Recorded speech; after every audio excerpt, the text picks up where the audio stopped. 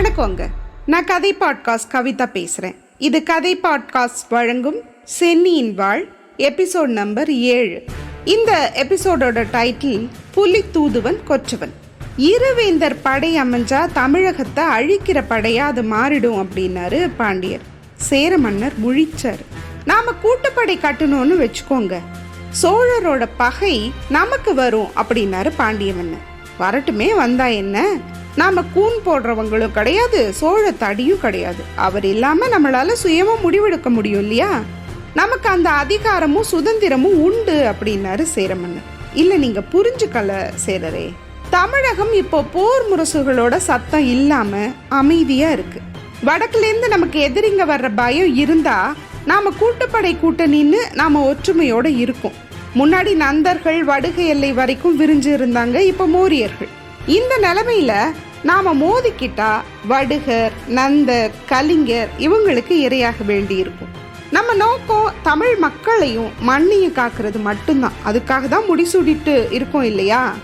உங்களுக்கு புரியும்னு நினைக்கிறோன்னு சொல்லிட்டு புன்னகையோட கண்ணை சுழட்டி சேர மன்னரை பார்த்துட்டு திரும்ப அவையை பார்த்தாரு பாண்டிய மன்னர்.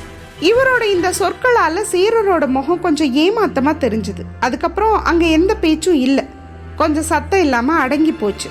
அவையில இருந்த கட்டியங்காரன் பாண்டிய மன்னர் முன்னாடி வந்து நின்று தலை குனிஞ்சு நின்னான். அப்படின்னு உத்தரவு கொடுத்தாரு மன்னர். அதை எடுத்து சுயம்வரம் ஆரம்பிச்சுது. தமிழகத்தை சேர்ந்த வீராதி வீரங்களே, சூராதி சூரங்களே, உங்க எல்லாரையும் இந்த அருமையான நாள்ல பாக்குறதுல சந்தோஷம்னு ரெண்டு பக்கமும் இருந்த தமிழக அரச குலத்தவரை பார்த்து இன்முகத்தோட வணங்கி வரவேற்றான் அந்த கட்டியங்காரன். நம்ம பாண்டிய மன்னரையும் சேர மன்னரையும் தலைமையா கொண்ட இந்த அவை பாண்டிய இளவரசி தேவி அங்கேற்கண்ணி அவங்களுக்கான சுயம்வரத்தை தொடங்குது. இதோ இருக்குதே யாழி சங்கிலி. இது ஒரு காலத்துல யாழி மேல பாண்டிய முன்னோர்கள் யூஸ் பண்ணது. இதோட உறுதி அவ்வளோ சாதாரணமெல்லாம் இல்லை, ரொம்ப கனமானது. சுத்த வீரங்க மட்டும்தான் இதை வெறும் கையால உடைக்க முடியும். அப்படி இதை உடைக்கிறவங்க இறுதி போட்டிக்கு முன்னேறுவாங்க. சுயம்வரம் தொடங்கட்டும்னு கட்டியங்காரன் சொல்லி முடிச்சதும் அவன் கிட்ட வந்த காவலன் ஒருத்தன் காதுல ஏதோ சொன்னான். அதை ரொம்ப கவனமா கேட்ட கட்டியங்காரன் இன்னைக்கு முதல்ல இந்த போட்டியில பங்கெடுக்க போறது கான பேரையில் இளவரசர் அப்படின்னு அறிவிச்சான். அதுக்கப்புறம் சங்கிலி முன்னாடி வந்து நின்னா அந்த இளவரசன். அவனை பார்த்து புன்னகையோட தலையசைச்சாரு பாண்டிய மன்னர். பக்கத்துல இருந்த சேர மன்னரை பார்த்து அவனை பத்தி சொன்னாரு. அந்த இளவரசன் தம் முன்னாடி இருந்தவங்களை பார்த்துட்டு முன்னாடி தொங்கிட்டு இருக்க சங்கிலியை பிடிச்சி தூக்க ட்ரை பண்ணான். அவன் கொஞ்சம் தூக்கி அதை புஷ் பண்ணதும் அவன் பலத்தை பாராட்ட அந்த கூட்டமே கைத்தட்டி எந்திரிச்சு நின்று ஆர்ப்பரிச்சாங்க. சுத்தி நிக்கிற தோழி பொண்ணுங்க கைத்தட்ட அங்கேற்கண்ணி உடனே பரபரப்பானான். அவன் தான் எனக்கானவனா அப்படிங்கிற ஆவல் மின்ன அவனை பார்த்தான். இதுல சுத்தி நின்ன செல்வியும் மற்றவங்களும் அப்பப்போ கேலி பண்ணி அவ கண்ணத்தை வேற செவக்க வச்சாங்க. கான பேரையில் இளவரசன் அதை தன்னோட 2 கையாலையும் பிடிச்சி இழுத்து உடைக்க பார்த்தான். அப்போ அவன் கழுத்து நரம்பெல்லாம் புடைச்சு மேல வந்துச்சு. மூச்சை பிடிச்சி தம் கட்டி இழுத்து பார்த்தான். ஆனா ரொம்ப கஷ்டமா இருந்தது. அதே நேரம் மதுரை கோட்டைக்குள்ள கருப்பும் வெள்ளையும் கலந்த கலர்ல குதிரை ஒண்ணு நுழைஞ்சது. அது மேல ஒரு வாலிபன் உட்கார்ந்திருந்தான். அவன் மனுஷனா இல்ல கடவுள்கள்ல ஒருத்தனா அப்படின்னு பாக்குறவங்க எல்லாரும் சந்தேகப்படுவாங்க.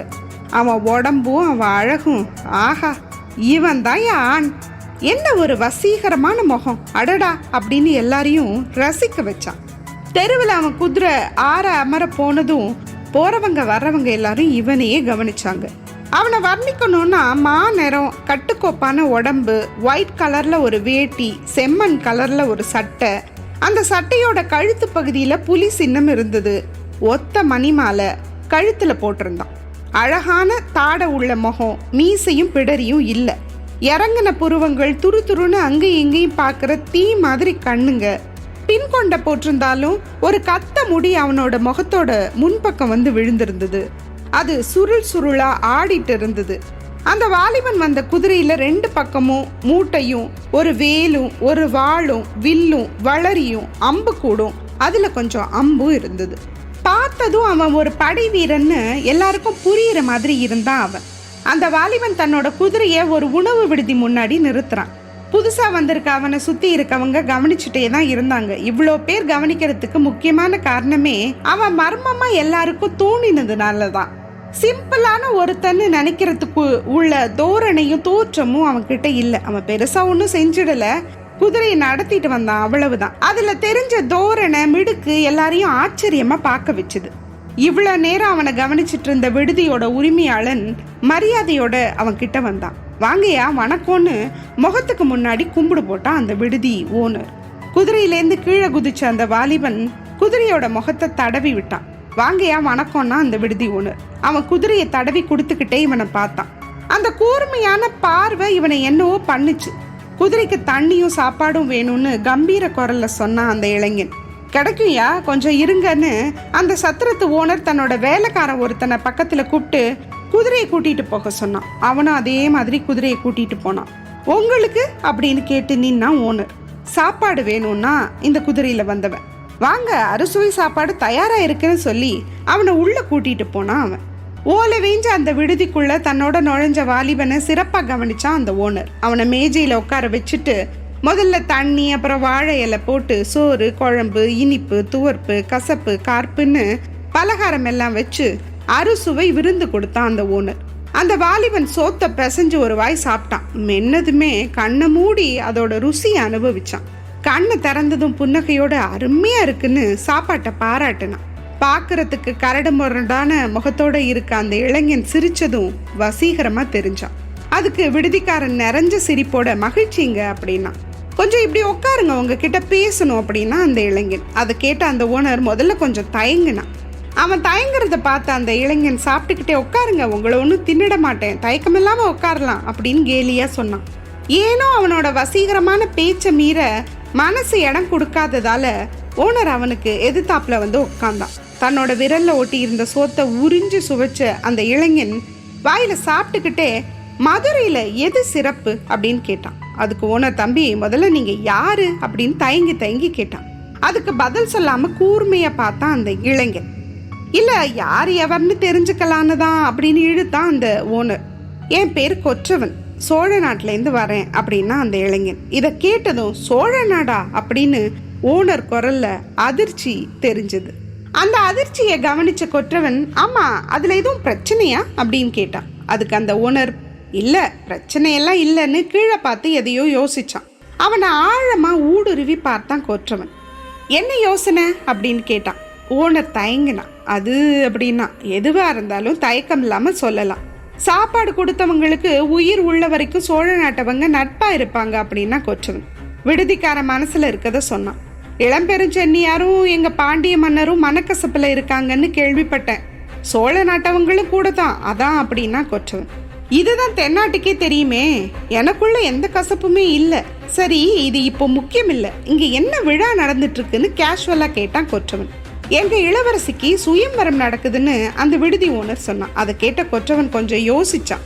தென்னாட்டிலேருந்து ஏராளமான அரசர்களும் இளவரசர்களும் மதுரைக்கு வந்திருக்காங்க. ஒன்று தெரியுமா, உங்க சோழ நாட்டுல இருந்து ஒரு வண்டு கூட இந்த பக்கம் வரல. அதை பத்தி தான் மதுரை முழுக்க பேச்சா இருக்கு.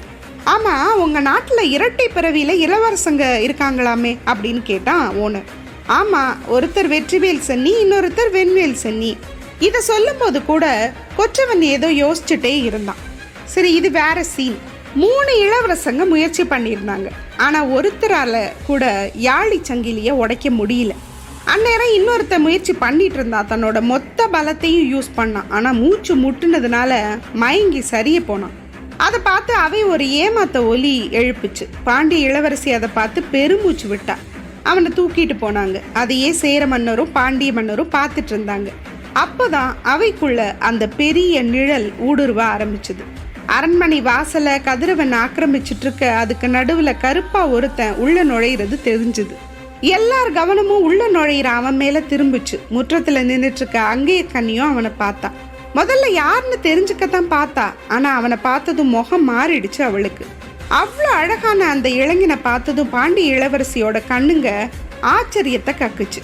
கொற்றவன் ரொம்ப மிடுக்கா அவைக்குள்ள நுழைஞ்சான். பாண்டிய மன்னரும் சேர மன்னரும் வர்றது யாருன்னு உத்து பார்த்தாங்க. அவைக்கு நடுவுல வந்து நின்ன கொற்றவன் தனக்கு முன்னாடி தொங்கிட்டு இருக்க யாழி சங்கிலிய பார்த்தான். அப்புறம் நேரா கயல் கொண்ட பாண்டியரையும் வில் கொண்ட சேரரையும் பார்த்து தலை குனிஞ்சு கும்பிட்டு நிமிர்ந்தான். யாம் கொற்றவன், சோழவேந்தர் இளம்பெரும் சென்னியோட தூதுவன் அப்படின்னு சொன்னான்.